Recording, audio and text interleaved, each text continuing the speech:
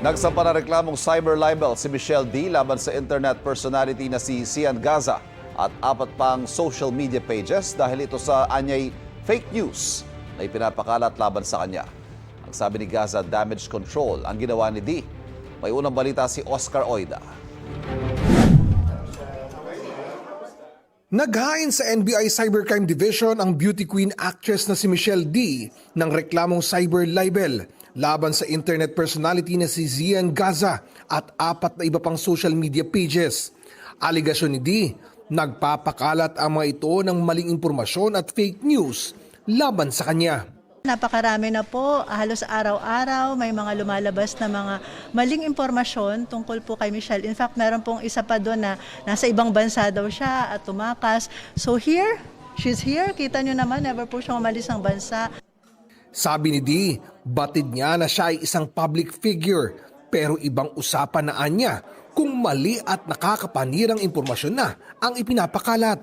I've built my whole career out of blood, sweat, and tears. So, of course, to be the subject of scrutiny, it's not the first time, of course. Pero syempre nakakasakit kasi sometimes people with scandals like this, they forget what you've done for your career and the hard work you've put. Everyone is open to their own opinions. I respect all opinions. I respect constructive criticism, but there is a line that is crossed in terms of defamation and intentionally trying to take your career out of your hands.